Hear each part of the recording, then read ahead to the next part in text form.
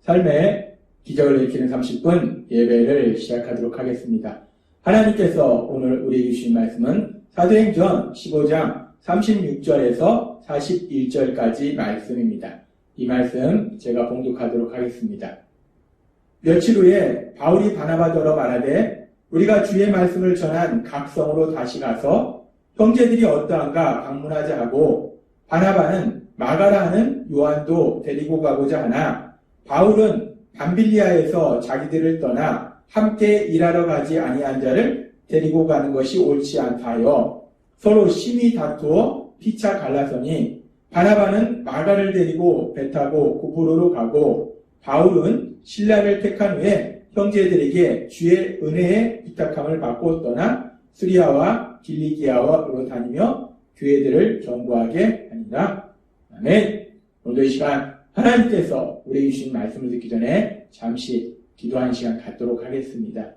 하나님 아버지, 오늘도 저희들을 사랑하셔서 저희를 만나주시고 저희에게 말씀해 주시니 감사합니다. 하나님 아버지, 오늘도 하나님께서 저희에게 주신 말씀을 통해서 연약하고 어리석은 저희를 사랑하신 하나님, 그 하나님의 놀라우신 사랑을 다시 한번 기억하게 하시고 그 하나님을 믿음으로 담대하게 세상을 살아가는 저희가 될 수 있도록 은혜 베풀어 주옵소서. 예수님의 이름으로 감사하며 기도드리옵나이다. 아멘. 우리가 사도행전의 말씀을 통해서 살펴보았듯이 성령님의 인도하심으로 믿음의 사람 바울과 바나바, 이 두 사람은 약 2년여 동안의 기간 동안 함께 선교여행을 떠났습니다. 그렇게 선교여행을 갔다가 이제 다시 안디옥으로 돌아와서 안디옥에서 1년의 시간을 머문 이후에 이제 다시 2차 선교여행을 가려고 준비하는 과정 가운데 자신들이 복음을 전한 그 지역으로 가서 예수님을 믿는 사람들이, 믿음의 가족들이 믿음이 잘 성장하고 있는지 다시 한번 확인하고 그들이 믿음이 성장할 수 있도록 도우려는 계획을 가지고 이제 2차 선교여행을 가려고 하는데 그 과정 속에서 전혀 생각하지 못했던 문제로 바울과 바나바가 아주 심하게 다툽니다. 1차 선교여행에 함께 동행했다가 중간에 자신의 집이 있는 예루살렘으로 들어간 마가, 이 마가를 2차 선교여행에 함께 데려가느냐 데려가지 않느냐, 이 문제를 가지고 바울과 바나바가 아주 심하게 다툽니다. 바나바는 데려가자, 바울은 절대로 데려갈 수 없다. 그렇게 바울과 바나바가 심하게 다퉈서 결국은 믿음의 사람 바울과 바나바가 서로 갈라져서 선교여행을 떠나는 그런 모습을 우리가 볼 수 있습니다. 그렇게 믿음의 사람 바울과 바나바, 그 바울과 바나바가 심하게 다투고 결국 갈라지도록 만든 그 문제의 원인을 제공했던 사람이 마가예요. 마가. 오늘은 그 마가에 대한 부분을 우리가 잠시 살펴보도록 하겠습니다. 마가. 이 마가라는 사람은 도대체 누구인가? 마가라는 사람은 유대식 이름으로는 요한이라는 이름을 가지고 있습니다. 그리고 마가라는 그 이름은 헬라식 이름이에요. 사도 바울도 유대식 이름으로는 사울이라는 이름을 가지고 있고 헬라식 이름이 바울이라는 이름을 가지고 있었어요. 그 당시 유대인들은 이렇게 유대식 이름과 헬라식 이름, 이 두 종류의 이름을 가지고 있는 사람들이 상당히 많았습니다. 그래서 이 마가라는 사람도 유대식으로는 지금 우리가 살펴봤듯이 요한이라는 이름을 가지고 있지만 또 헬라식으로는 마가라는 이름을 가지고 있었던 요한이라 불리는 마가였어요. 근데 이 마가라는 사람이 어디 살고 있었는가? 우리가 보면은 마가라는 사람은 예루살렘에 집이 있었습니다. 그리고 이 마가의 어머니 마리아의 집에 많은 믿음의 사람들이 함께 모여서 기도하고 있었던 것을 우리는 성경을 통해서 알 수 있어요. 그렇게 마가는 믿음의 어머니 마리아와 함께 믿음의 삶을 살고 있었는데 그렇게 예루살렘에 살고 있던 그 마가가 안디옥으로 가게 된 계기가 어떻게 가게 되었는가? 사도행전 12장 25절은 이렇게 말씀합니다. 바나바와 사울이 부주하는 일을 마치고 마가라 하는 요한을 데리고 예루살렘에서 돌아오니라 라고 말씀합니다. 바나바와 바울이 안디옥에 있을 때에 세상에 큰 흉년이 들어서 특별히 예루살렘에 살고 있는 믿음의 가족들이 힘들다는 소식을 듣고 이제 구제연금을 모아서 예루살렘에 그 구제연금을 전달하려 옵니다. 그래서 예루살렘에 와서 믿음의 사람들에게 그 구제연금을 전달하고 돌아가는 길에 예루살렘에 있던 마가라는 이 사람도 함께 안디옥으로 데리고 가요. 그리고 그렇게 안디옥으로 마가도 갔는데 그 안디옥에서 이제 바나바와 바울을 이제 선교여행을 파송할 때 그래서 그 지역에 있던 안디옥에 같이 있던 마가도 이 선교여행에 동참하게 되는 거예요. 그러면서 우리가 이 말씀을 생각해 보면 그렇게 이 마가가 선교여행에 동참했는데 결국은 1차 선교여행 도중에 자신의 집이 있는 예루살렘으로 돌아오게 되고 그래서 이 일로 인해서 2차 선교여행을 갈 때 마가는 1차 선교여행에서 돌아간 사람이다. 따라서 복음을 전하는데 마가는 도움이 안 되는 사람이다. 무익한 사람이다. 라고 판단해서 마가를 선교여행에 데려가지 않겠다라고 강하게 주장한 거예요. 마가는 지금 오늘 우리가 읽은 사도행전 15장의 말씀에 보면 바울은 사도행전 15장의 말씀에 보면 이 마가라는 사람은 선교에 복음 전파에 전혀 도움이 되지 않은 무익한 사람이다. 아무 쓸모도 없는 사람이다. 라고 평가했다는 거예요. 그런데 그렇게 바울 사도가 사도행전 15장에 보면 마가가 그렇게 복음 전파에 전혀 도움이 되지 않는 무익한 사람이다. 라고 평가했는데 그 사도 바울이 이제 시간이 지나서 10여 년의 시간이 지난 후에 사도 바울이 로마 감옥에서 골로새 교회에 쓴 편지에 보면은 이렇게 말씀합니다. 골로새서 4장 10절 말씀. 나와 함께 갇힌 아리스다고와 바나바의 생질 마가와 이 마가에 대하여 너희가 명을 받았음에 그가 이르거든 영접하라 라고 말씀합니다. 사도행전 15장에서는 마가가 복음을 전하는데 전혀 도움이 되지 않는다. 무익하다. 쓸모없는 사람이다. 라고 평가했는데 그래서 선교여행에 데려갈 수 없다. 라고 평가했는데 이 사도 바울이 10여 년이 지난 후에 마가가 자신과 함께 복음을 전하다 고난을 받고 있다라고 얘기합니다. 그러면서 골로새 교회 성도인들에게 그 마가가 가면 따뜻하게 영접하라 라고 말씀한다는 거예요. 시간이 지나서 이 마가는 바울 사도가 복음을 전하는 데 있어서 아주 중요한 동역자 역할을 하고 있는 것을 우리가 볼 수 있어요. 그래서 비슷한 시기에 바울이 쓴 편지 이 빌레몬서에 보면은 빌레몬서 1장 24절에서는 이렇게 말씀합니다. 또한 나의 동역자 마가 바울이 마가를 나의 동역자다라고 말씀하고 있어요. 사도 바울은 마가가 사도 바울이 복음을 전하는 데 있어서 함께 사역하는 동역자라는 거예요. 그렇게 마가를 나의 동역자다라고 사도 바울이 표현하고 있더라는 거예요. 그러면서 이제 바울 사도가 죽음을 앞둔 시기에 쓴 디모데후서에 보면은 디모데후서 4장 11절에서 이렇게 말씀합니다.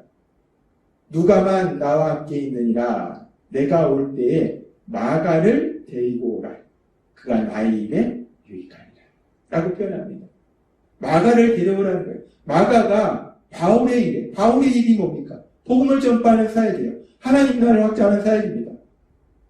마가가 그렇게 바울 사도가 하나님 나라를 확장하는 사역, 복음을 전파하는 사역에 아주 큰 도움이 된다는 거예요. 유익이 된다는 거예요. 바울 사도는 지금 고백하는 거예요. 사도행전 15장의 말씀에 보면 이 마가라는 사람은 물론 믿음이 있는 사람이었지만 선교여행 1차 선교여행 당시에 무슨 이유에서인지 선교여행을 마치지 못하고 중간에 집이 있는 예루살렘으로 돌아가는 어떻게 보면 믿음이 연약한 사람일 수도 있어요. 근데 그런 마가가 이제 시간이 지나서는 바울의 동역자, 바울이 복음을 전하는 데 있어서 아주 큰 유익을 주는 하나님 나라를 확장하는 데 있어서 아주 큰 유익을 주는 귀한 믿음의 사람으로 변화되어 있더라는 겁니다. 그러면서 이렇게 마가가 귀한 믿음의 사람으로 변화됐는데 그래서 베드로 사도는 이 마가를 자신에게 아들이다 라는 표현을 씁니다. 베드로전서 5장 13절은 이렇게 말씀합니다. 택하심을 함께 받은 바벨론에 있는 교회가 너에게 무난하고 내 아들 마가도 그리하느니라 라고 표현합니다. 베드로 사도는 이 마가를 내 아들이다 라고 표현해요. 영적인 아들이라는 거예요. 믿음 안에서, 예수님 안에서 마가는 내 아들이라는 거예요. 베드로 사도는 그렇게 이 마가를 아주 사랑했고 마가를 아주 귀하고 존귀하게 여겼습니다. 마가는 내 아들이라는 거예요. 내 영적인 아들이라는 겁니다.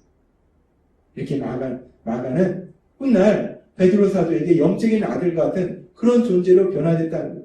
그래서 베드로 사도는 이렇게 영적인 아들과 함께 다니면서 복음을 전했고, 그래서 베드로 사도가 복음을 전하는 그 복음의 말씀을 들은 마가, 베드로 사도를 통해서 예수님의 탄생과 예수님의 사역과 예수님의 가르치심과 예수님의 십자가 죽으심 부활하심, 이 모든 얘기를 수없이 들었던 마가는 후에 이제 베드로 사도를 통해서 들었던 그 모든 말씀을 기록합니다.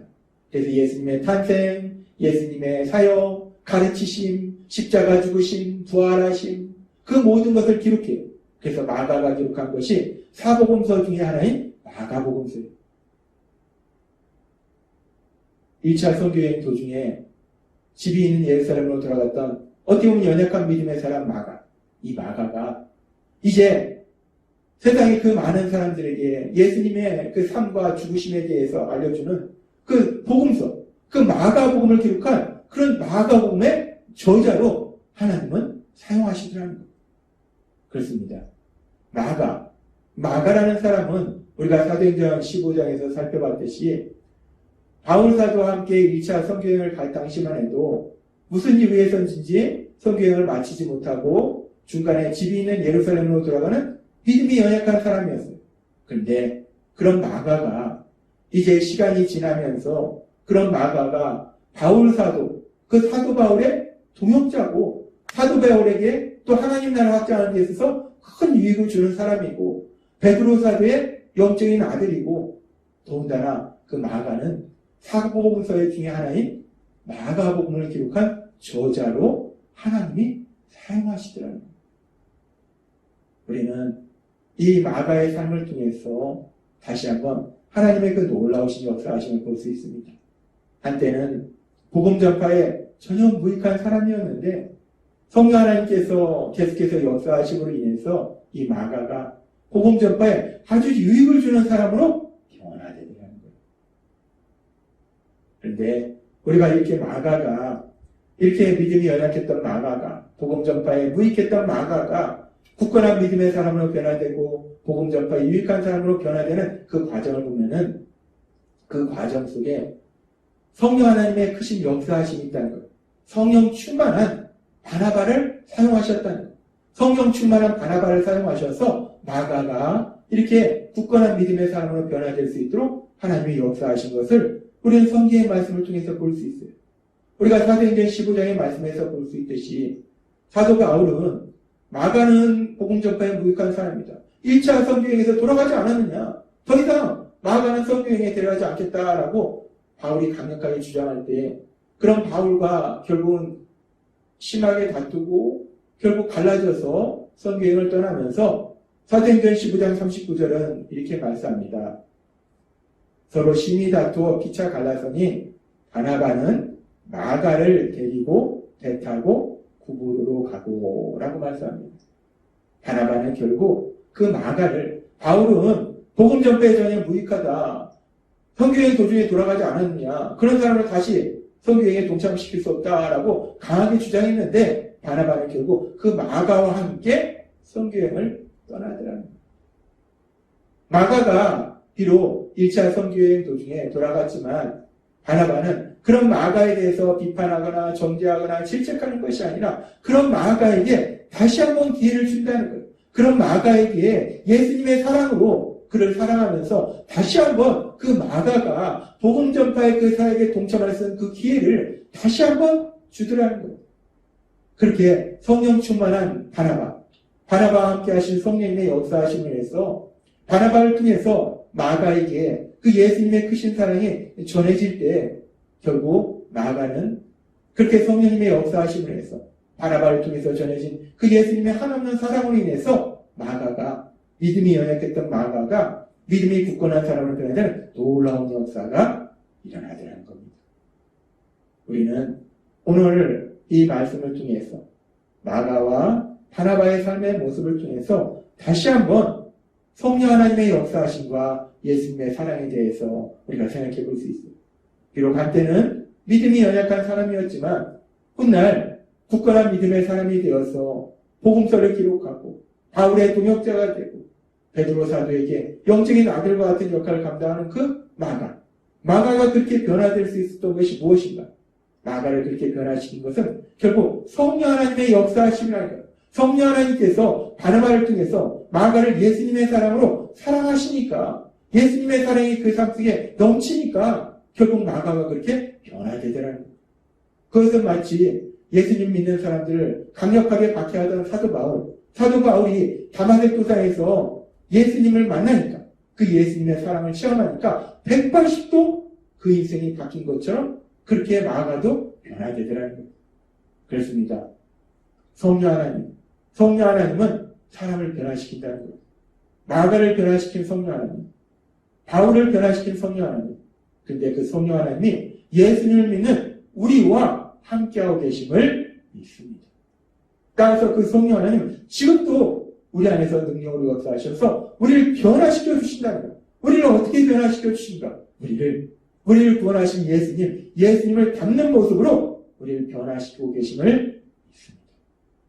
따라서 우리 안에 계신 성령 하나님의 역사하심에 따라서 그렇게 변화되었던 사도 바울처럼 변화되었던 마가처럼 우리도 더욱더 예수님을 닮아가는 그런 복을 누리시는 여러분이 되시길 주님의 이름으로 축원합니다.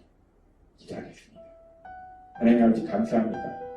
오늘도 주신 말씀처럼 바울을 변화시키는 마가를 변화시키는 성령 하나님, 그 성령 하나님이 저희 안에 거하심으로 인해서 저희를 변화시켜 주셔서 저희가 날마다 우리 예수님을 더욱더 닮아가는 사람으로 변화되는 복을 누리도록 인도하심을 믿습니다. 예수님의 이름으로 감사하며 기도드리옵나이다. 아멘. 이 시간도 하나님께서 우리에게 주신 말씀을 묵상하면서 조용히 기도하는 시간 갖도록 하겠습니다.